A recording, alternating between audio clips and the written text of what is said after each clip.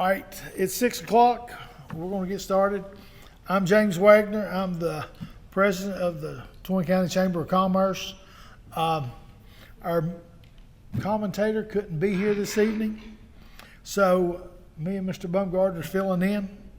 But we appreciate everybody coming, and we're going to hopefully get some questions answered and let y'all know some information here. All right, I'm going to introduce Jason Bumgardner. He's going to tell you how this is going to work.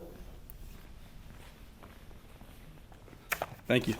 As he said, we're filling in, so you guys be kind to us as moderators. We have the candidates up here on stage. We will introduce them. They will have a brief 3 minutes to introduce themselves to you guys, and then we will ask them a couple of questions for which they will have a total of 5 minutes to answer the question. If they do not take the full 5 minutes, that's fine, but they will be cut off at 5 minutes per question. And we are going to go in the following order: the sheriff race, the clerk of court, Commonwealth attorney, treasurer, commissioner of revenue, and ending with the Board of Supervisors, followed by the school board race. All right, we're ready to get going. We'll be down here.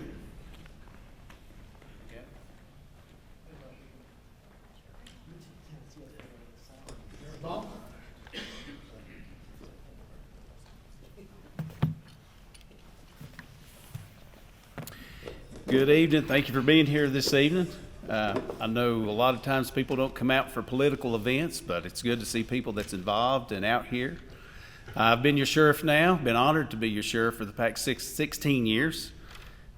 You first hired me for this job in November of 2007, and I took office January the 1st of 2008. January the 24th of 2008, being a young sheriff, ran into the worst crime scene of a triple homicide that I'd ever seen in my career. So I was beginning to think if I wanted the job or not, but we were working that crime scene and utilized all of our resources, state, local, and federal.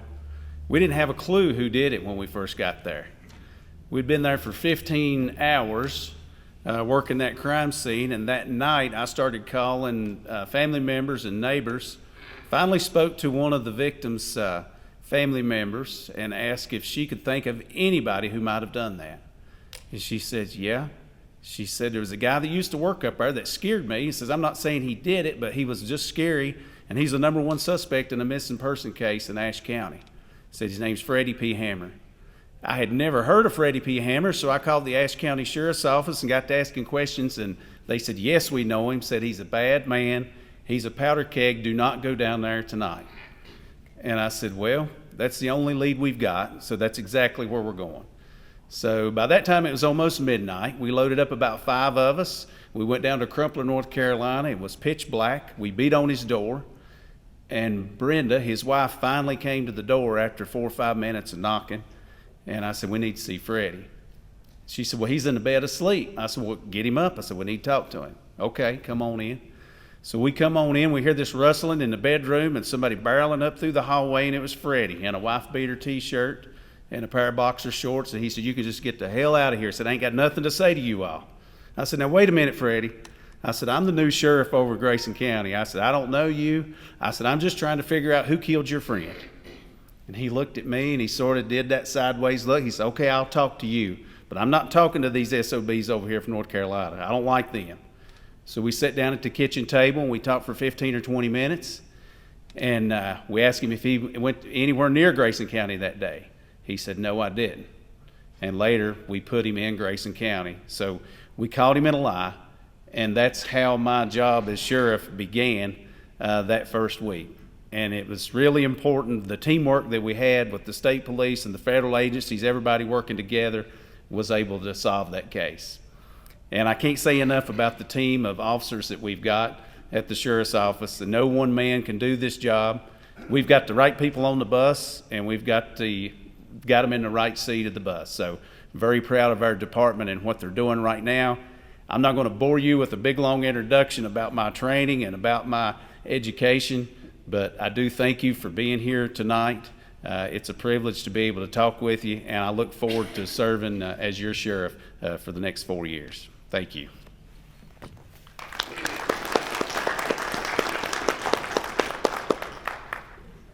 Mr. Vaughn, we did have one question. Oh, I'm sorry.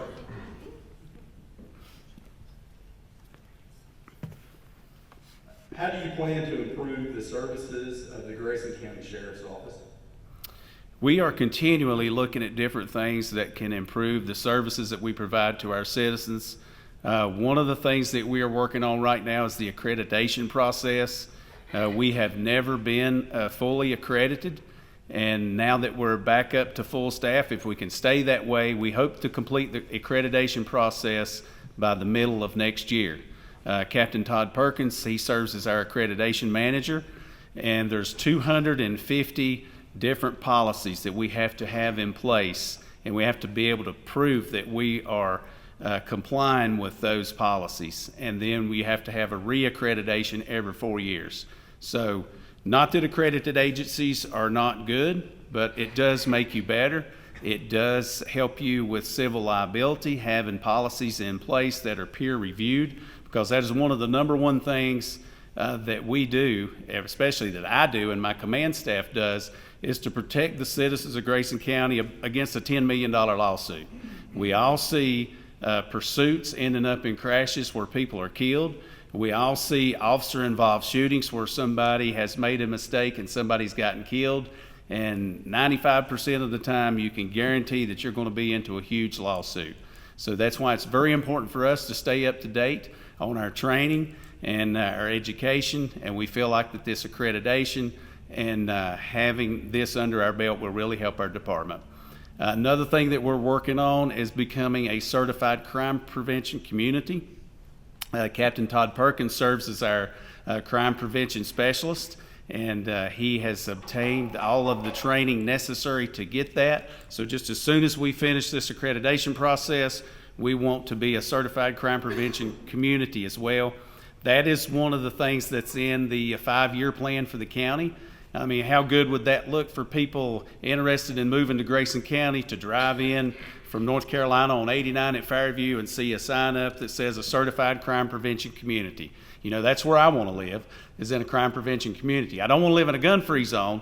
I want to live in an area where we have good law-abiding citizens that has the right to obtain their firearms and defend themselves. So that's our goal for the upcoming couple of years. So thank you. Thank you.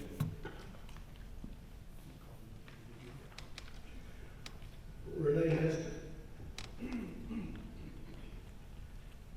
She is running for clerk of court.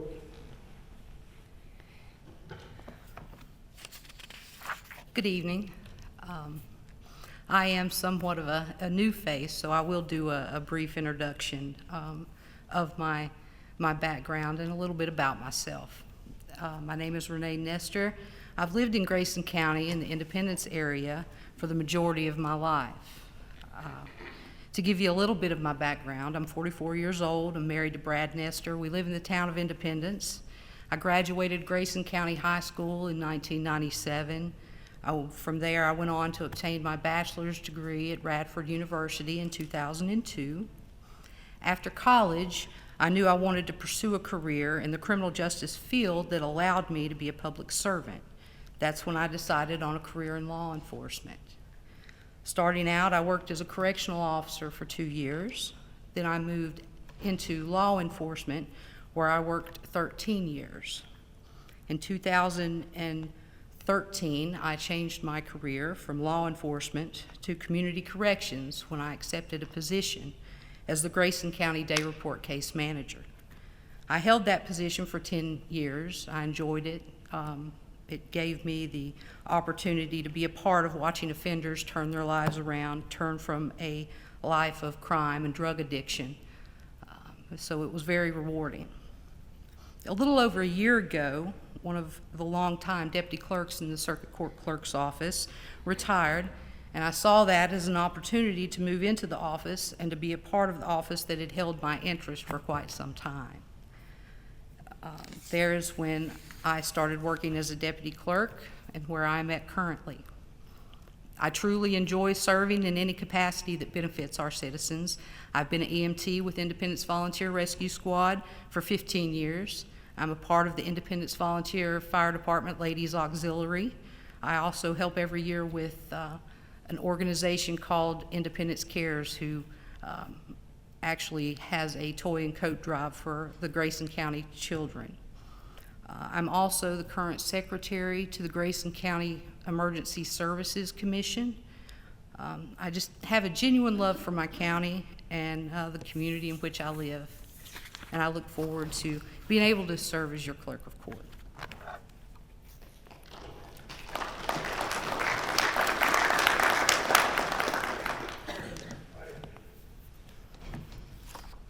So, we got 3 questions here, and you just answered the first one.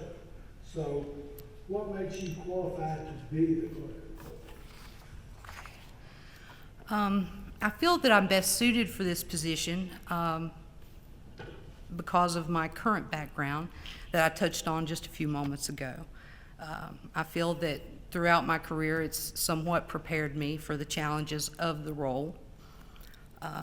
One of the largest functions in the clerk's office involves criminal and civil cases in their proceedings. I have a substantial background in law enforcement and corrections.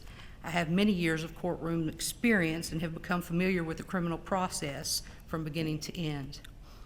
Another important function of the clerk's office is the recordation of the deeds and the preservation of real estate documents recorded. For the past year, I've learned the process from the time the deed is recorded to the indexing and merging of these documents within our system. I'm extremely thankful to have the opportunity to learn under Ms. Harrington while she is still with us. We are working each day to ensure that there is a somewhat smooth transition upon her departure and her retirement. Having her as my mentor to work closely with through this year has been such an advantage, and I'm so very thankful for that opportunity. Finally, I feel my work ethic, determination, and genuine love for the job are also some of the crucial components to being qualified for the position. The position can require long hours, dedication to ensure that the large workload is completed in a timely manner. Ms. Harrington often spends long work days. I have that same dedication. I do just want to take a moment and brag on our amazing staff that's within the office. Each of them play a crucial role in the well-being of the office and are very knowledgeable within their disciplines. I can assure you that each of them are dedicated and work hard each day to ensure that each person who comes into the office has a pleasant experience. I feel that I and this great team of individuals working together will ensure that your circuit court clerk's office will remain highly proficient and competent.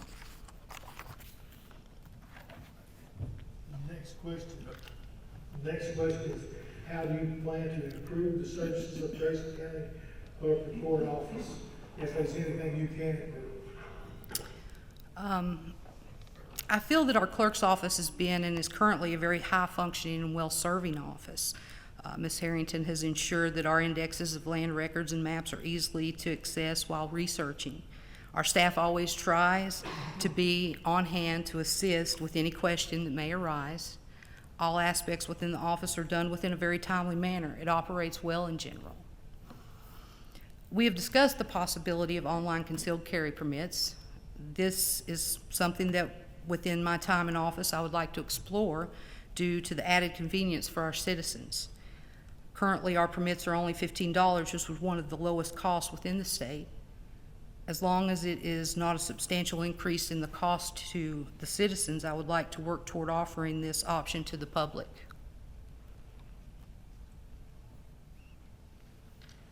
All right, thank you.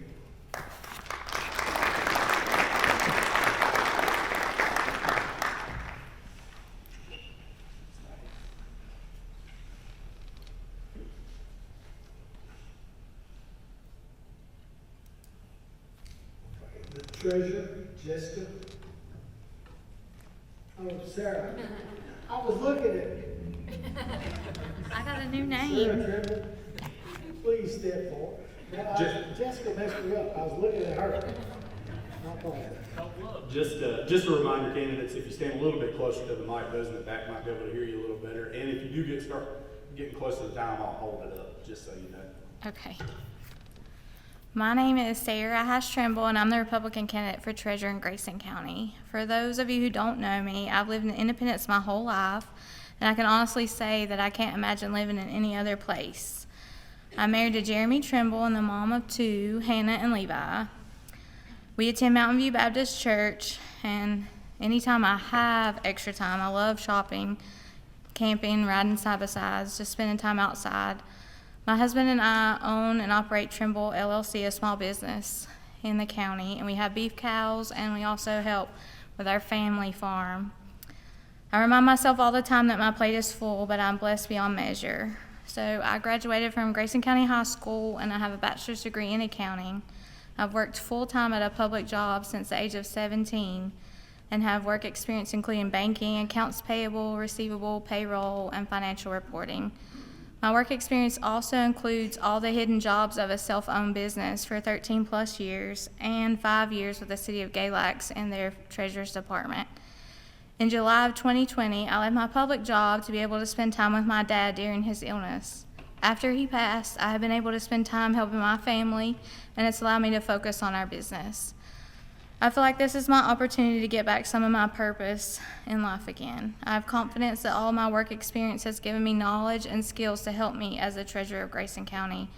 But I believe it takes more than a college degree to work a public job and really serve our taxpayers. God has given me trials in life that haven't been easy to overcome, but those trials and hard times have given me compassion and a heart to help others, but also a backbone to stand up for what's right.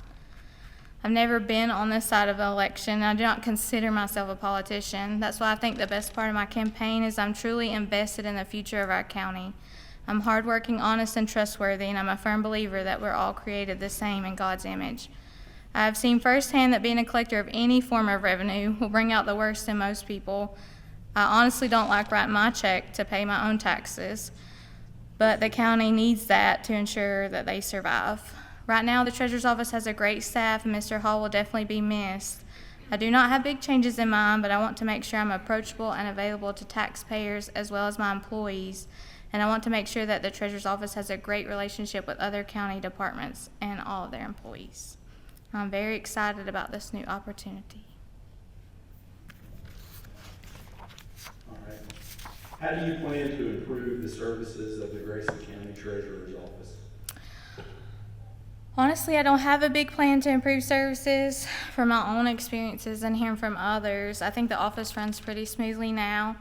I have some big shoes to fill, and I plan to work hard to make sure the office meets the needs of the taxpayers and works closely with all the other employees. But one thing that I'd like to offer is face-to-face services in other parts of the county, like Elk Creek or Fairview, all the way up to White Top, if that's possible. Maybe closer to tax due dates, or just so they could have a place to see somebody face-to-face without having to come to the actual courthouse. That's a goal of mine. All right, thank you. Thank you.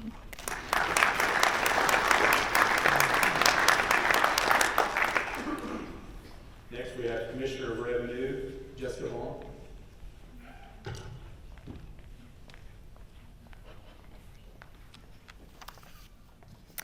Good evening. My name is Jessica Vaughn, and I'm the Republican candidate for Commissioner of Revenue of Grayson County.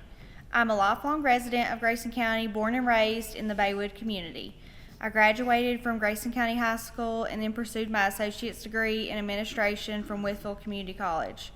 My husband Garrett and I are now raising our two beautiful children in the same community of Baywood that I grew up in. My daughter Carly, she is 5, and my son Coy, he is 3. We as a family attend Turkey Knob Church of Freeze. I've been working in the Grayson County Courthouse for the past 2 years in the Treasurer's Office as a Deputy Treasurer. During my involvement with the Treasurer's Office, it's given me a better sense of why I want to serve my community in a larger aspect. I have learned how important it is for each department to have strong leadership so that each division comes together as a team. I've learned very quickly that it is very vital for both the Commissioner and Treasurer's departments to work closely together and to work as a team, because together we can achieve more. It's so important to keep the lines of communications clean and viable. One of my first goals when elected is to integrate the computer system for our real estate. This will be a seamless transition from when land is purchased and the deed is recorded with the clerk of court's office. It will then be delivered quickly and it will reflect in the Commissioner of Revenue's office. Presently, this takes a year or more for it to reflect in the tax office. This act alone should save the county thousands of dollars in the delivery of tax tickets to the correct owner. I will ensure that the department is efficiently meeting deadlines to guarantee that taxpayers should receive their tax tickets in a timely manner. I also plan to have an experienced and educated team to work beside me that will allow our office to thrive and work efficiently and effectively for our taxpayers. My plans are for the entire department to attend educational classes that will allow each of us to perform our duties in a productive manner. This will include courses through the DMV, and these courses will allow each of us to execute our duties to the best of our ability with meeting state codes. So the more certified state employees we have, it'll increase the reimbursement for the county. I'm looking forward to serving the citizens of Grayson County, and I would greatly appreciate your vote this November.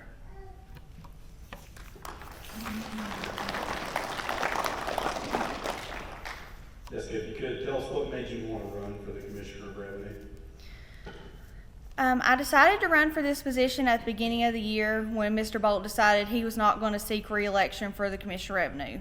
So it was just a clear choice for me that I needed to step up for the county and do the right thing and lead a team with trust, respect, accountability, unity, and integrity. Thank you.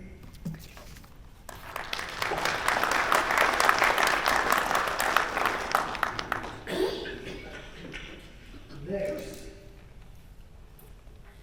is the Board of Supervisors.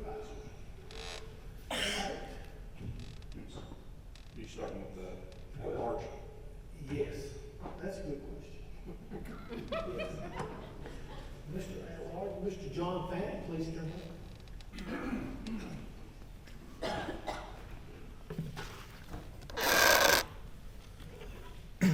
Well, good evening, everybody. Appreciate everyone coming. I'm John Fant. I'm your extra large supervisor. I first want to thank the Chamber of Commerce for putting this on. It's a difficult task to try to get folks to come to a political event, as one of my colleagues mentioned. But it's good to have this opportunity to stand up in front of the public and at least talk about some of the issues that we have. I also want to give a shout out to Mitchell Cornett. Regardless of how November turns out, it's good to know that we have folks his age, that generation, that want to get involved in local politics. I mean, they're the future of the county. So Mitchell, thanks. So in 2015, or really in 2013, I retired out of the military, moved back here. My wife and I decided to get into the real profitable business of farming. In 2014, I got appointed to the Planning Commission. And one of the things I learned pretty quickly is that the strategic problem for Grayson County was population loss. Our population is on average about 10 years older than other counties in the Commonwealth. Our youth are looking for jobs other places, maybe just because jobs don't exist here, wages may be better, whatever. So we have a strategic problem of population loss, and it wasn't just seen in the population of the county overall, but also in the school system with declining student enrollment. So when I got elected to the Board of Supervisors, we got together and say, hey, if we agree that this is the problem, what are some of the options that we can do? Now, all of us chose to work on different things, but I really focused on three things during the time I've been on the board. The first is public education. I'm a big proponent of lifelong learning. I'm on the library board as well as the Board of Supervisors. But several years ago, Brantley Ivy, Randy Chenault, Chris Anders, and I got together and we started talking about the challenges. School board runs the school, Board of Supervisors, those responsible for the funding. And so I'm happy to say that collaboration that we were able to work out between the members of the Board of Supervisors and members of the school board resulted in finally a teacher pay that actually puts our teachers on par or above the regional average, and that's super. They deserve it. They got a hard job. The other thing we worked on was the establishment of a capital improvement plan for the long-term health of the school. We have an aging infrastructure from the school system. The newest building is the Highland School, but it's now probably pushing 20 years of age. The building that I went to high school in was called Independence High School at the time, so there's a date stamp. But that is the deal. So the other thing I worked on was communication infrastructure, and the other one is refocused our efforts on ag. Ag is our #1 economic driver, and so bringing attention to that is really what we needed to do to show our youth that there's opportunities in ag by celebrating it and emphasizing it.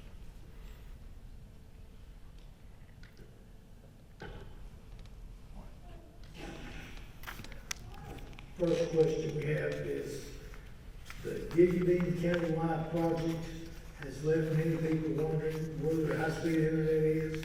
What is your stance on the project, and if you're still elected, what would you do to support the county doing it, ensure that every household has access to high-speed internet? Thanks for that question. The communication infrastructure is the county's #1 priority. The county's communication infrastructure plan has 3 components: broadband, cellular, and 911.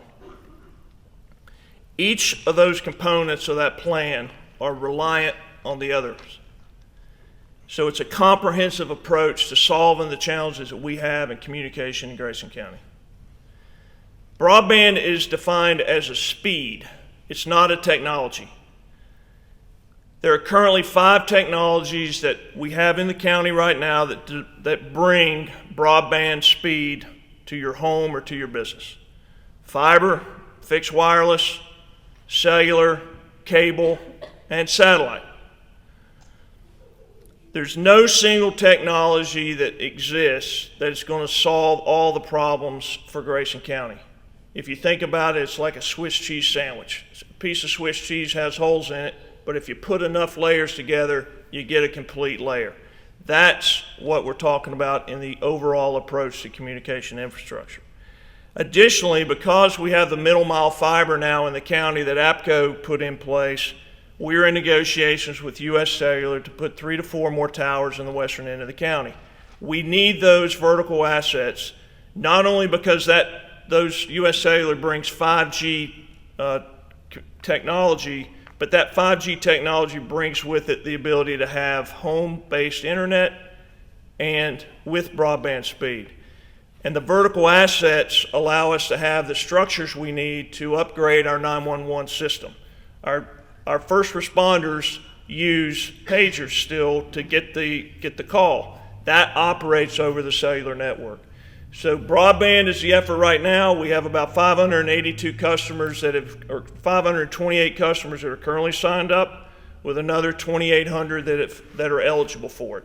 So we're making progress on that. If you've ever built a house, you realize it probably takes twice as long and costs 3 times as much money. All right? That's the reality. But I get the fame and the blame for all the challenges we've had with the internet process. That's okay. I get it. That's the cost of being a leader. But at the end of the day, if I'm reelected, I'm still committed to solving the communication challenges and the opportunities that exist for Grayson County. Thank you. There have been a lot of concerns raised about the quality of air and water and the impact of spread, specifically tree farms in the county. How would you address that moving forward? Yeah, when this issue became before the board, there was broad support from the Board of Supervisors that we need clean air and clean water in Grayson County. I mean, if you can have an issue where Kim Belton and Tracy Anderson agree, we're really on to something, all right? And so I firmly believe that farmers are concerned about how they do their operation, they're concerned about what they breathe, they're concerned about the water they drink, and they're concerned about their neighbors. So regardless, clean water and air are regulated by either the state or the federal government. But this is what we can do. The first thing is we can facilitate relationships. Just last week, maybe it's 2 weeks ago now, a group of folks were invited up by Rodney Richardson, opened his farm. He's a tree grower in White Top. He opened up his farm and the public, and they could come in and they could ask questions. They could see how he's doing the operations and see whether or not what they were doing was harming the environment. And what came out of that was a better understanding of what it takes to sustain a farm, but more importantly, how it is that a family farm can survive in such a competitive environment. That engagement, what Rodney Richardson initiated, is what we all need to be doing more of. It's building and fostering those relationships. That's the first thing we can do. The second thing is we can work with our state legislatures. I mean, if you call up DEQ about a concern you have with applying however they may be operating their operation, you should, as a citizen, feel that they're going to respond, they're going to take your concern seriously, and they're going to investigate it. So I think regulation and enforcement is really important, and I think we need to, there's only one agent in Southwest Virginia, so for that person to be able to respond to all the complaints is a real challenge. So I think there's an opportunity to work with our legislators to increase funding and for enforcement of the regulations in this particular area. I'm a farmer. I mean, agriculture is the #1 industry in Grayson County. Virginia is a right to farm state. Food security is part of national security. So fostering these relationships and understanding in our community is like what Rodney Richardson did in White Top, will help us address these environmental concerns going forward. Thank you.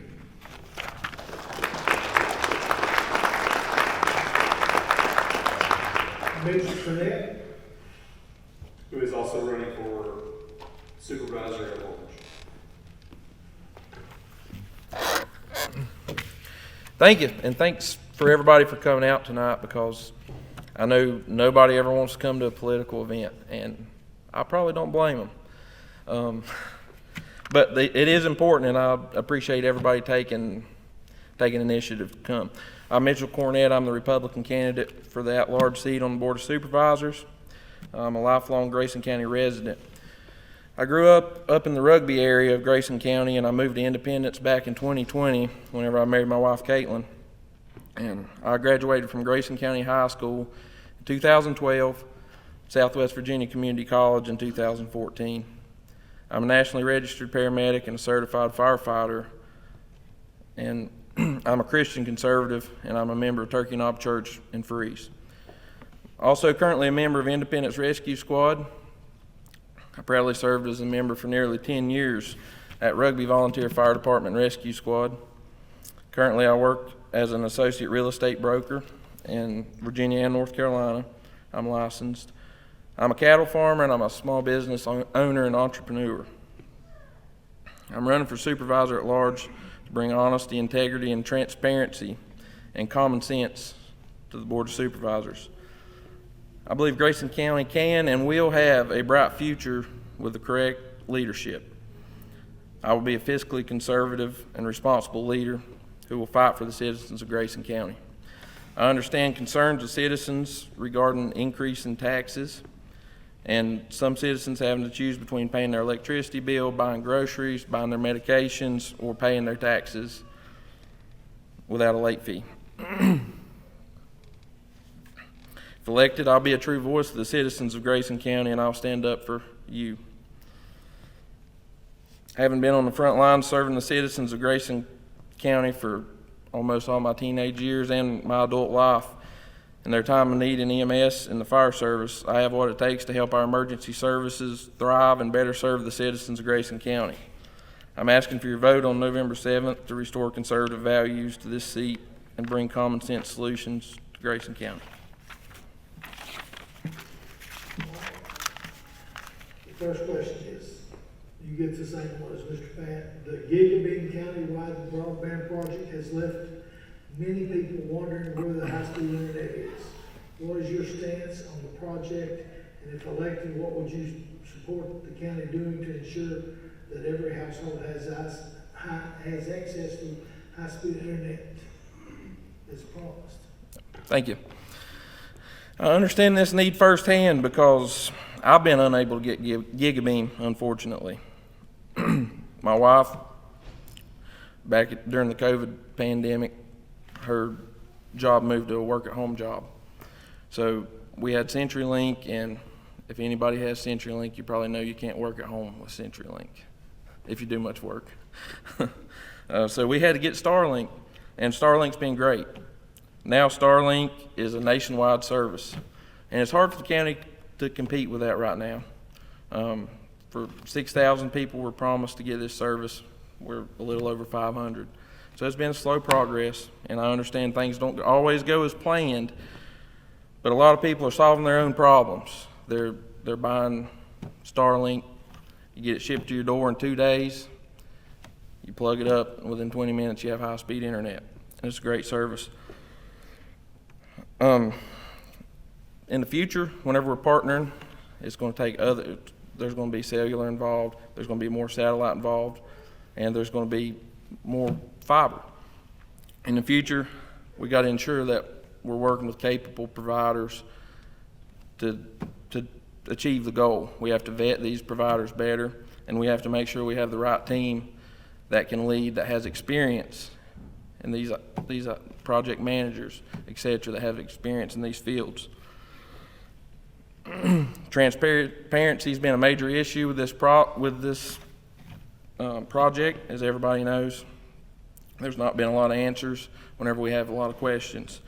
So we have to do a better job in doing that and working towards that in the future, because everybody in Grayson County deserves high-speed internet and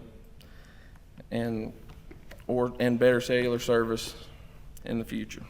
Thank you. There have been a lot of concerns raised about the quality of air and water and the impact of spraying, specifically tree farms in the county. How would you address that moving forward? Well, there's a lot to be considered here, but the county is limited in our authorities. Most of this falls under the state, federal guidelines. I think, as with a lot of issues, I don't think more government's always the answer. I think we need to be willing to sit down with both sides on the issues and get both sides to sit down with each other and try to solve the problem that way. That's the place to start. Because at the end of the day, I think everybody here wants clean air and clean water in Grayson County.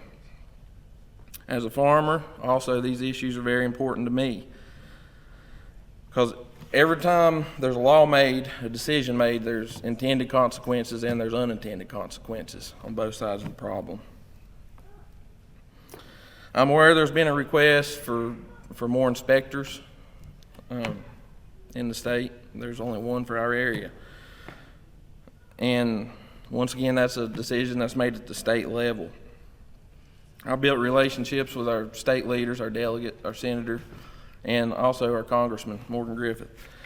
And I think these relationships can and will be beneficial moving forward as we try to solve this problem. Thank you. Thank you.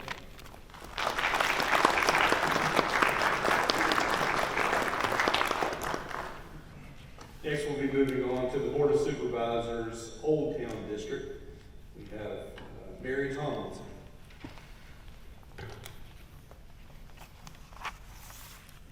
Good evening, and first I really do want to thank you all and thank the Chamber of Commerce for the opportunity to come here. I really appreciate every person in this room. It shows that you want to get to know your candidates. I think that's very important when you're going to be an active voter.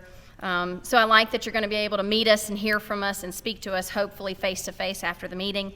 For those of you who know me, you know that I can be a little bit long-winded. So I'm going to try to respect our time limits, but if I touch on something and you want to hear more about where I stand, I'd be happy to talk with you afterwards. For those of you who don't know me, my name is Mary Dickinson Tomlinson. I'm a born and raised Grayson County resident. I've lived here my entire life except for my college years at Virginia Tech. I do want to make one thing clear first and foremost. I am a Christian. I believe if we keep God first in this county, He will bless it, and I believe that He's the only one that can save America. I'm also a conservative, and I'm a Republican running as an independent for the Old Town Supervisor position.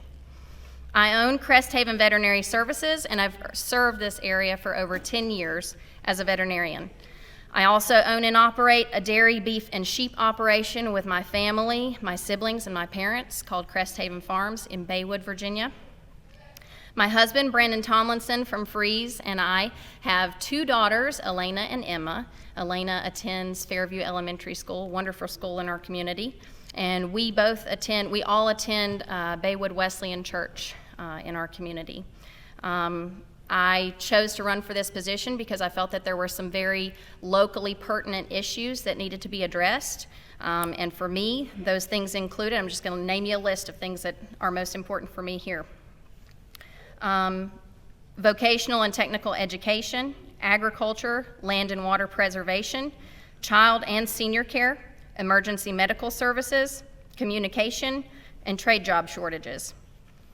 So my experience in this county and my investment in the future as a mother of school-aged children, a daughter of aging senior citizens, sorry mom, a wife of a soil and water conservationist, a Christian conservative, and an owner of multiple businesses, and a landowner, I believe all make me a very formidable candidate for this position.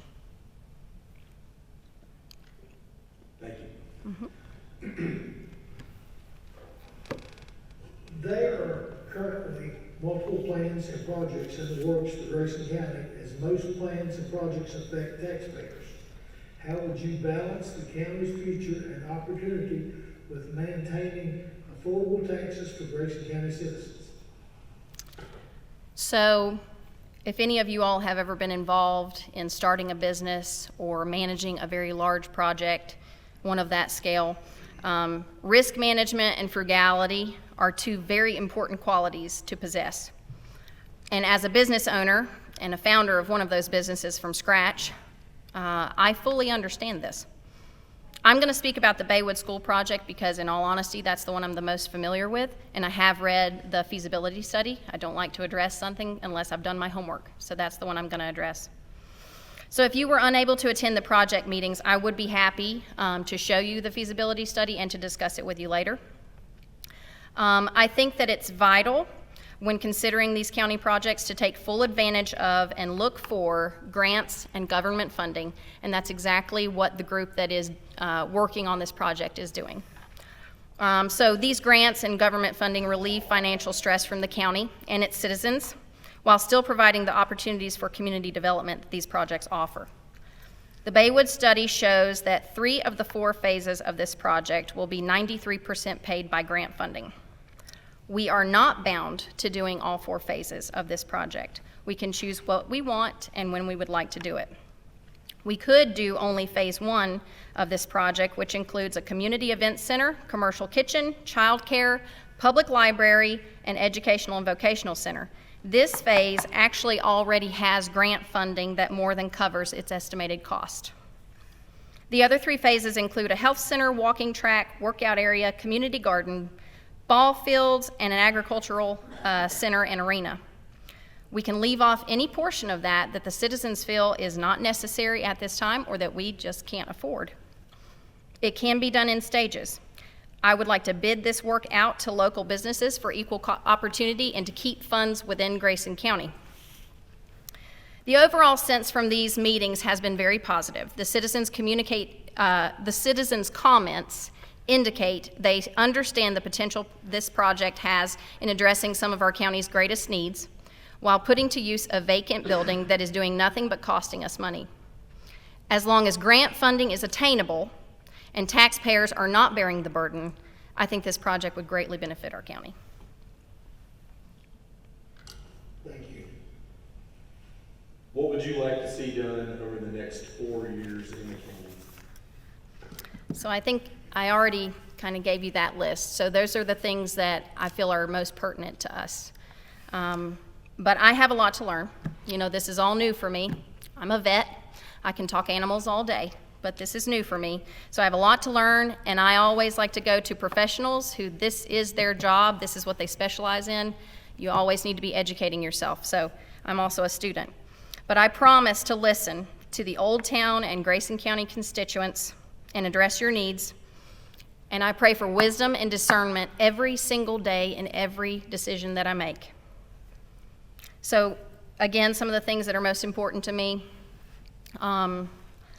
My family has a thick history of being involved in vocational and trade education, and that's very important to me. I have small children in this county. If they want to stay here, I would like for them to have that opportunity. We know that they're the future of our county. So let's give them opportunities. Let's give them vocational and trade job education and opportunities, job opportunities here. Let's provide child care and improve it and make it more available.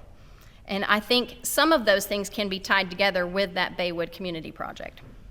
Also, just on an Old Town basis, I would like to repair secondary roads that are still, even after approval, still waiting for repairs.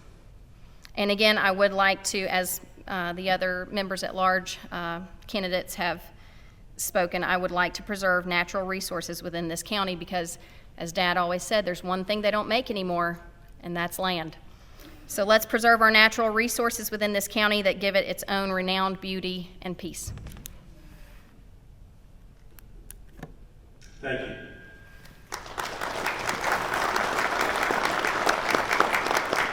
The other candidate for the Board of Supervisors, Old Town District, Bill Perkins, regrettably could not attend tonight. So we'll be moving on to the school board race. All right, the first up is Chris Sanders, for at-large school board.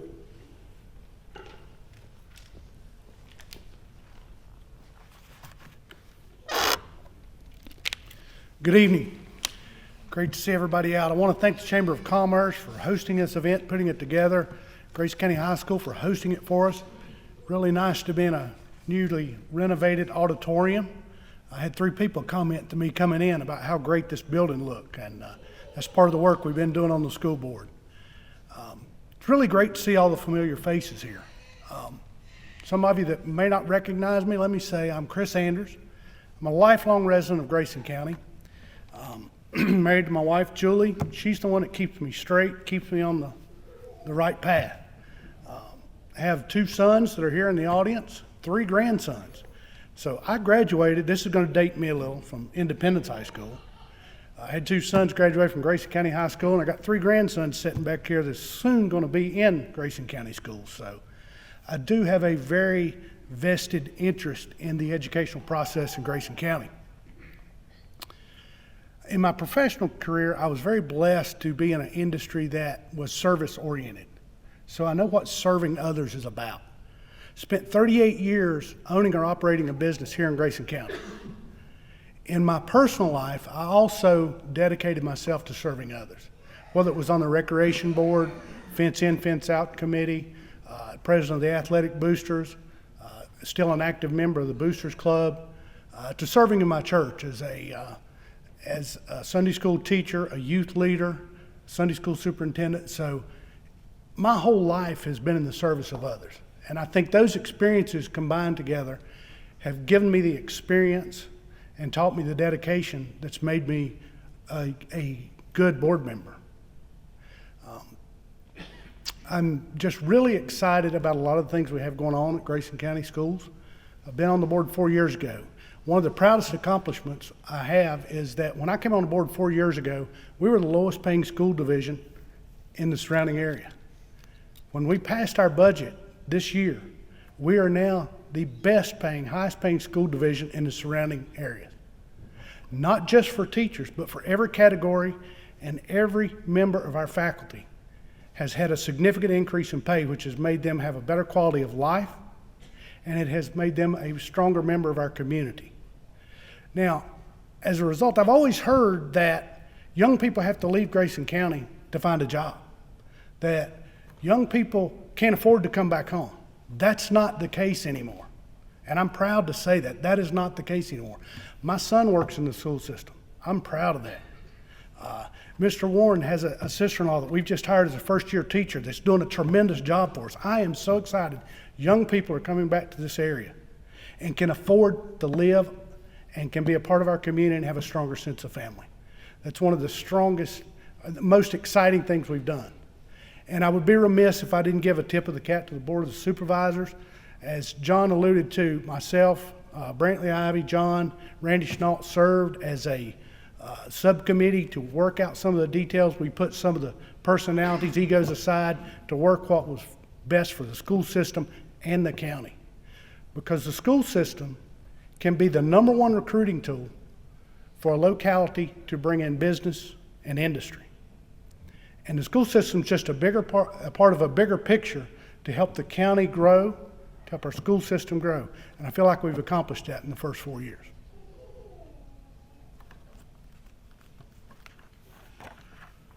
First question. Some school districts have a policy that prohibits teachers and staff from communicating on social media with their students. If Grayson does not currently have a policy to address this, would you support one? That's a great question. Grayson County does have a couple of policies that I could talk about. #1, the policy we currently have in place deals with the use of the technology in the school system. Each school employee is trained and mentored on how to use the technology in the school, and each student has to sign an agreement about using the school's technology. And I fully support that program. As far as technology and communication goes between students and faculty, there's 3 ways that they can communicate. Our faculty communicates with students. #1 is email.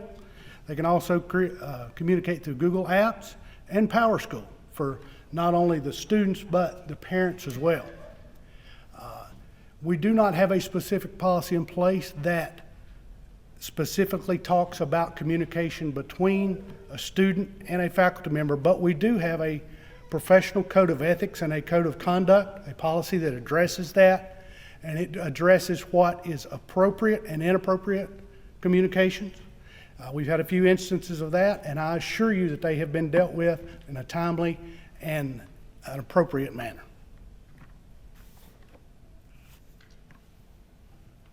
Thank you.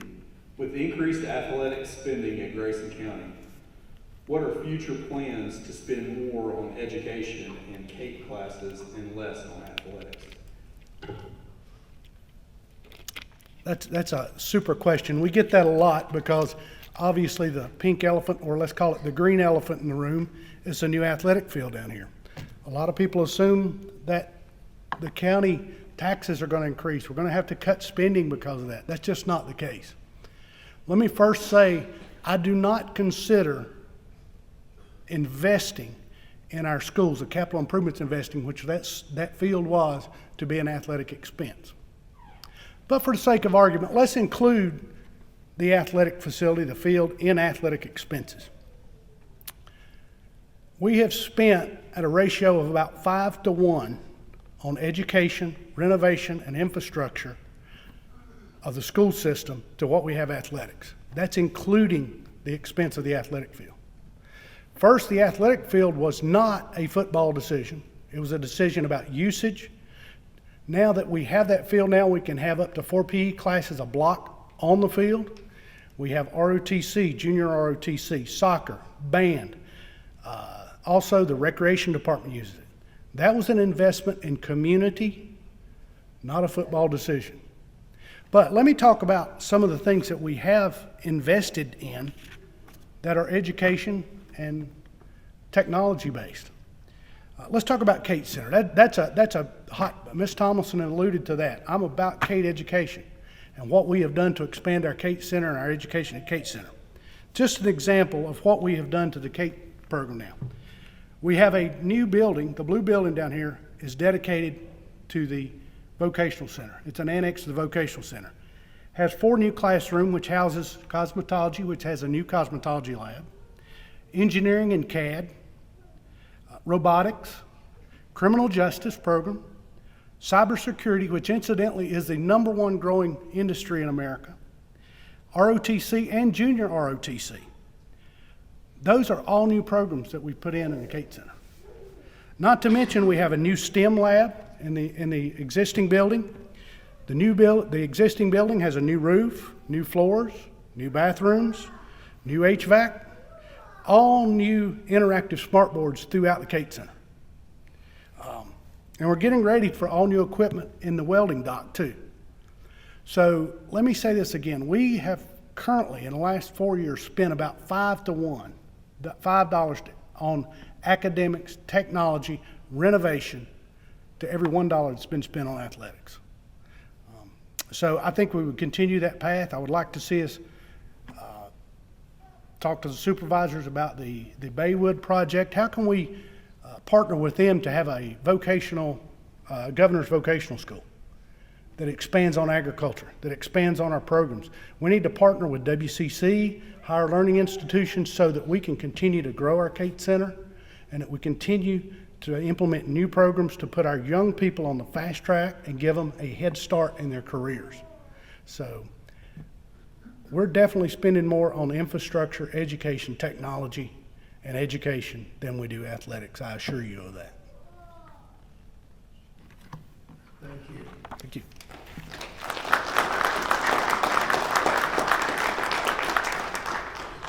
Jonathan Moore, at-large school board. Well, good afternoon. I'd like to thank everyone for coming out. Thankful to the Chamber of Commerce for putting this on. It is good to see a pretty good number out. Like several of my colleagues have said, it's hard to get people to come to anything political, but I'm glad you guys have taken an interest, and it's good to see you here. And that's why I'm standing up here, is because I have taken an interest in what's going on in our county. And I'll start with a little bit of my brief history. My name is Jonathan Warren. I was born and raised out in Grubbs Chapel. My dad is a truck driver. Grew up in a single income home. My late mother, she was disabled most of my life. And so I got to see a lot of the benefits that our county could offer. And I felt blessed to take advantage of a lot of those. But I graduated from Grayson County High School in 2012. I was co-salutatorian. I went to Bridle Creek Elementary School. Some of the smartest kids in my class, we were blessed to be able to go to Bridle Creek. And that's one of our smaller schools that was unfortunately shut down whenever the new school was opened up at Grayson Highlands. But I went to WCC. I graduated as a licensed physical therapist assistant in 2015. I also had my associate's degree in science while I was there. During my high school years, I was actually able to take several courses that allowed me to get a head start on my education, as Mr. Anders alluded to. I was very thankful for that. I was also able to receive several scholarships, and so a lot of the leadership that we had in our school system at that time made those scholarships and processes known to me. But over the last few years, I've had several folks tell me that some of those things are dropping off. I know so the partnership with WCC, they offer what is called a dual enrollment. So during our high school years, you can take classes through WCC, and if you get all of your credits, you can graduate with an associate's degree in, I think, one of 5 programs. Well, I looked, in my senior year, I think we had 6 or 7 students that had this full dual enrollment completed. I had, I think, 2 or 3 credits shy. My wife, she had a few credits shy. Mr. Cornett back here was in the same boat. But in 2022, we had 0 students graduate from Grayson County High School that took advantage of this dual enrollment program. And so WCC has been a great blessing to me in my life. I was able to graduate college with no loan debt, able to come back home and work, make a good living to start my family. I'm married to my high school sweetheart, Jamie Adams, Warren now. She's from up in Troutdale. We have 2 boys. My oldest is Dawson. He's in Independence Elementary School. He's in 1st grade. My youngest is Luke. He just turned 2. So I have a very strong interest in the future of the school system and in the future of this county, because I want my children and all of the children that I see that my boys play sports with to have every opportunity, and even more than the opportunities that I had. I'm a licensed physical therapist. Like I said, I've been one for 8 years. I currently work for Blue Ridge Home Health in Galax. I serve Grayson County mainly, pretty well from Independence West, cover Elk Creek, Calmers Rock, Troutdale, White Top, and pretty well anywhere in between. I love what I do, feel like that it is a great job, and during my high school career, I was able to find a career that I could stay here. And so but I'm currently on the Grayson County EDA. I was appointed there last year, and I'm a member of the Grayson County Republican Party. I'm a small business owner, and me and my wife have been married for 8 years. Thank you. Some school districts have a policy that prohibits teachers and staff from communicating on social media with their students. If Grayson does not currently have a policy to address this, would you support one? It's a very tough question to provide a good, solid answer to. But you know, social media drives our world right now, and there's a lot of good pros that can be had from social media, and there's just as many and more negatives that can come from social media. And you know, it's all in what you actually do with it. You know, like I said, there can be great things, there can be bad things.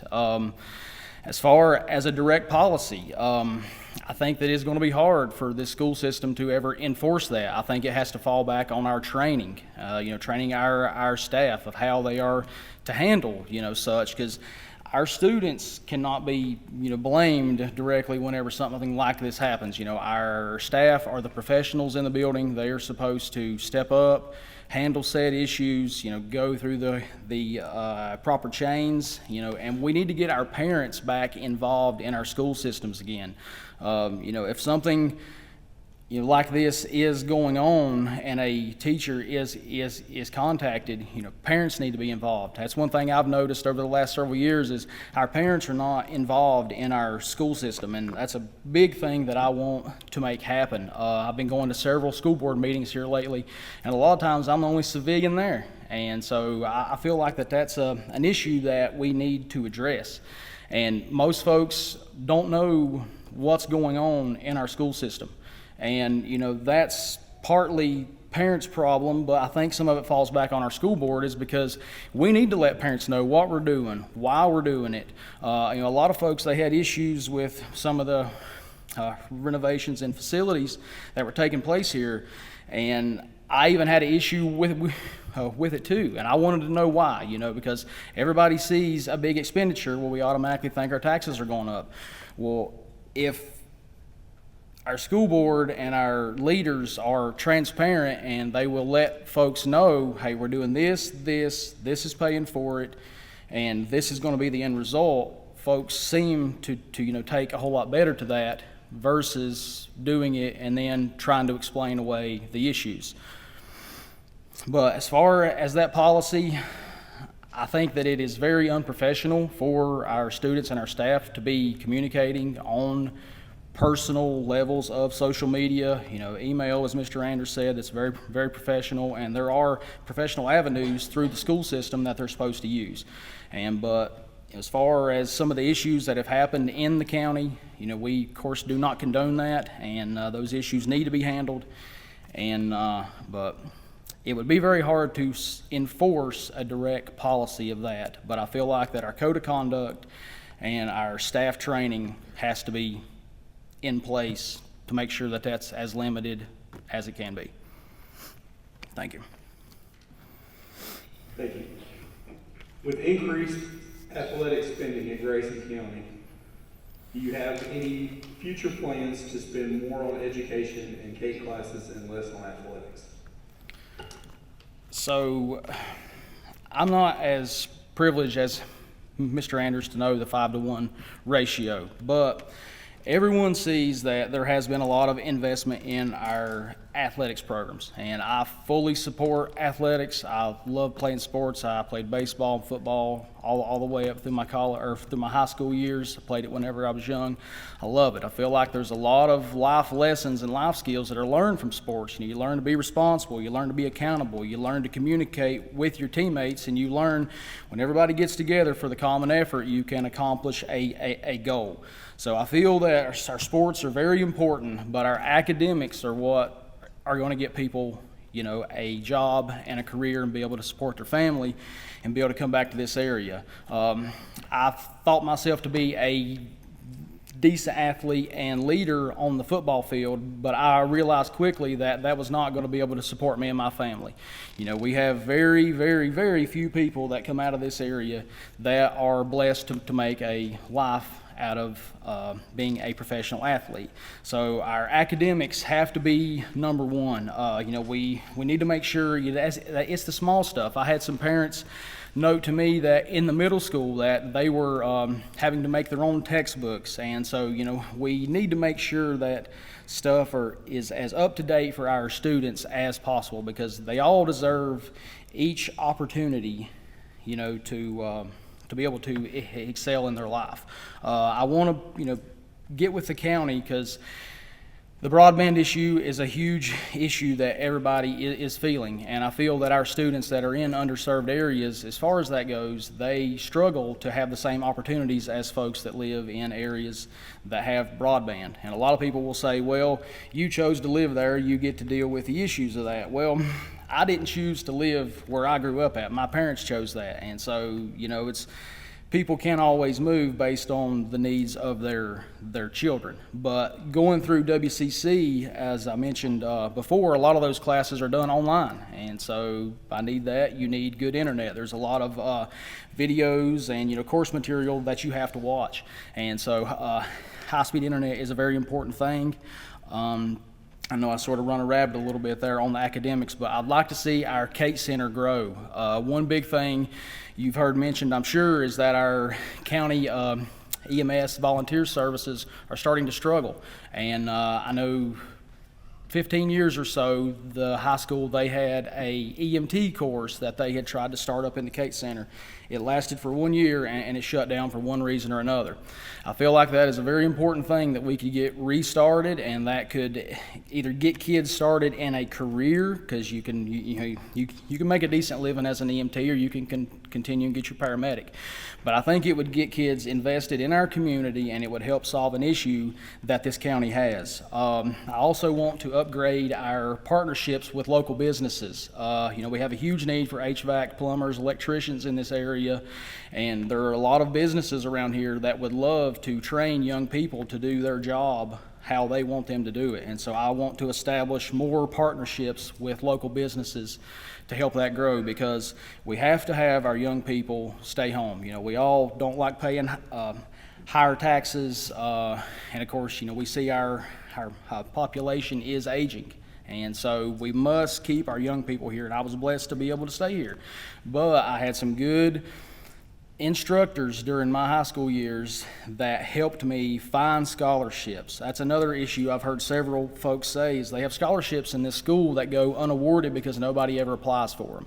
So, you know, there's money out there, there's resources out there, but we have to make sure that our staff and our teachers are trying to use every avenue that we can to give our kids the best start in life that we can. Thank you. Thank you.